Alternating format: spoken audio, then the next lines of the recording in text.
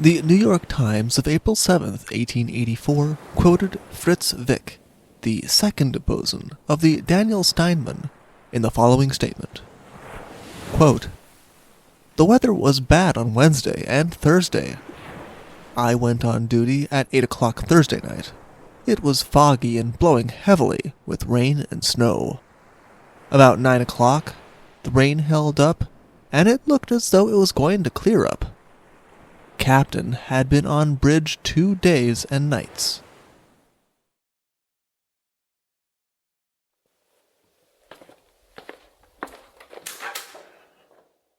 Hello, and welcome to the Shipwreck Archive. Thank you. Would you happen to have the story? The Daniel Steinmann Strikes Mad Rock. Here we are. Enjoy!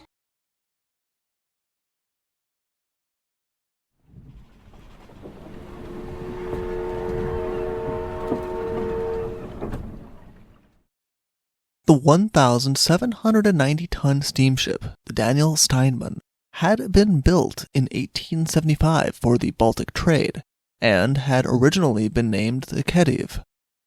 When she was sold in 1878 to Daniel Steinmann and Hermann Ludwig, her name was changed to that of one of her new owners. She would now sail as part of the White Cross Line's fleet. She was no longer a Baltic ship. She was sent to various ports, including New York, Halifax, and Boston, from her home port of Antwerp. In this role, there was an emphasis on both passengers, mostly immigrants, as well as cargo. She had the capacity to carry 900 passengers, though not in particularly comfortable quarters, but only had space for 15 or 20 cabin passengers. When the Daniel Steinmann left Antwerp on the 20th of March, 1884, she had 94 passengers, far fewer passengers than 900 that were her full capacity. All of the passengers were German immigrants, 20 of whom were bound for Halifax, and the remainder of whom intended to land in New York. In addition to the passengers, she also had a crew of 39 men under the command of Captain van Schoonhoven. Captain van Schoonhoven was only 26 years old, which was considered young, but he already had the reputation of being a good and careful captain. Indeed, the ship's agents in New York told reporters that Daniel Steinmann was considered an unlucky ship prior to Captain van Schoonhoven taking command, though they did not explain what sort of bad luck the ship had suffered. But since Captain van Schoonhoven had taken command, the ship's luck had seemingly turned around. Perhaps it was the White Cross Line that was unlucky. Since 1881, they had lost 3 ships, 2 of which had disappeared without a trace.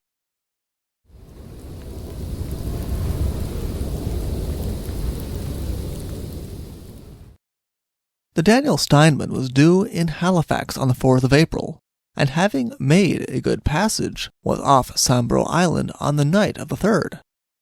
Both the 2nd and 3rd, they had been traveling through poor weather. There was a heavy fog as well as rain and snow. Captain van Schoonhoven was on alert. He had not left the bridge for the past 2 days, and he had the second mate making soundings regularly. Due to the weather, Captain van Schoonhoven had not been able to make observations and determine their position during the day, and now they knew that they should be getting close to land. At around 9 at night, the second mate reported that they were in 35 fathoms of water. Half an hour later, he reported 26 fathoms, and the crew could hear a fog whistle. Captain van Schoonhoven went aloft personally to see if he could spot the light that should be nearby, not trusting anyone else with the task. Due to the heavy fog, he had also ordered his ship to proceed slowly, trying to feel their way through. This caution would not prevent a tragedy. Captain van Schoonhoven, without any means to determine exactly where they were on a stormy night, was under the impression that they were near the Chebucto Light and not the Sambro Light, and was plotting his course under this assumption. It was only after going aloft that Captain van Schoonhoven realized the mistake. The light that he was getting brief glimpses of was a fixed light, meaning that it was the Sambro light, and they were on a dangerous course. On coming back down, he told the second mate to cast the lead again while he put the helm to port. The second mate was just hauling the lead back in when a light shock ran through the ship.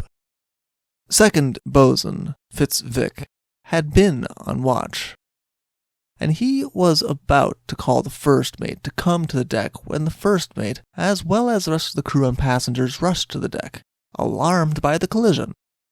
The first mate began to ready the boats in case they needed to abandon ship, while the passengers grouped around the boats, prepared to get in them as soon as the order was given.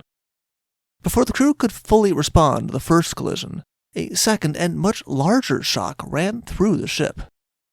This one carried away the steering gear, and the engines stopped powering the ship. In quick succession, the Daniel Steinmann had struck on Mad Rock and then on Gardner Shoal, ripping a huge hole in her bottom. After they drifted across the rocks, Captain van Schoonhoven gave the order for the ship to anchor, since they were now in what he believed to be relatively calm water, and he didn't want the ship to be carried into the breakers that were ahead of them. Second boatswain Vick, who had been preparing the first lifeboat, heard the order to lower the anchor, and since he was closest, he ran to lower the port anchor before going back to the first lifeboat, without even taking the time to see if the anchor had caught or not. It seems as though at some point someone also thought to light off a couple of rockets to signal the ship's distress to those on shore, though it was of little use. Sambro Island did not have a lifeboat or a rocket apparatus, and the weather was far too dangerous for anyone to bring a boat close to the rocks.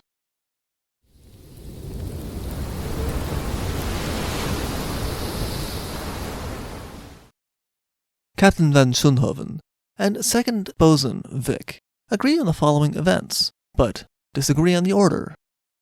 The second boatswain Vick's account, the ship, having never been stopped by the anchor, suffered the third and most violent lurch, and almost immediately afterwards a massive wave swept the deck, and almost everyone on the deck was swept away. It also spelled the end of the Daniel Steinmann, which sank almost immediately after the wave. Second boatswain Vick acted quick. He jumped into the stern of the lifeboat and cut the ropes at the stern. But before he could get the chance to cut the bow rope, several more men jumped into it as well. As the Daniel Steinmann headed to the bottom, the lifeboat was also dragged down by the rope still attached to the bow. Seeing no chance of the lifeboat being freed, second boatswain Vick abandoned it and jumped into the jollyboat instead, which had successfully been cut adrift by a couple of men. Several more men would soon join them in the jollyboat, and they began to make their way to shore. They had seen people get into other boats, but in the fog and darkness, it was impossible to tell the fate of anyone else. Everything since the second collision with the rocks had been chaos on the Daniel Steinmann. No one was even certain how long it had taken her to sink after she had first struck, though it was speculated to have been about 20 minutes. Captain van Schoonhoven had a different experience. He had been overseeing the evacuation of the ship, and was pleased to see that his men were working well, and following his orders that women and children were to get into the boats first. One boat was already in the water when he realized the ship was still heading for the breakers, in spite of the port anchor having been lowered. Captain van Schoonhoven said that he was running towards the bow to check on the chain, when the massive wave crashed over the ship, and then there was a third shock, and the ship sank beneath their feet. Captain van Schoonhoven, just as everyone else who had been standing on the deck, was washed into the sea, but he was able to grab hold of the topsail yard and climb up to relative safety. A few moments later, a passenger joined him. At first they settled on the yard, but finding that the waves continued to reach them, they climbed up to the ratlines and hung on there. As they grew tired waiting for someone to come and rescue them, they considered tying themselves in place, but both men were worried that the mast would give way, so instead they just held on. Below them, They could see the Daniel Steinmann had broken in half, and they were on the only part of the ship that had remained above water. Captain van Schoonhoven could not even be certain if any of the boats that had been launched had successfully escaped from the wreck. It was a lonely vigil. They could see lights and fires on the island about 200 yards away, but even though both men were shouting at the top of their lungs for help, no one seemed to hear them. They could not even speak with one another, because Captain van Schoonhoven could not speak German, and the passenger did not know Belgian. The people on shore had been looking in the direction they had seen the distress rockets, and though they could not see or hear the men clinging to the mast, they did see a jolly boat heading towards the island. Using torches, the people on shore managed to guide the boat to Calm Cove, where they safely landed. The boat was discovered to contain 5 members of the crew, including second boatswain Vick, as well as 2 passengers, one of whom was a boy. They were brought to the lighthouse, where they were treated with great kindness. Meanwhile, those on shore hoped that other survivors would soon be found.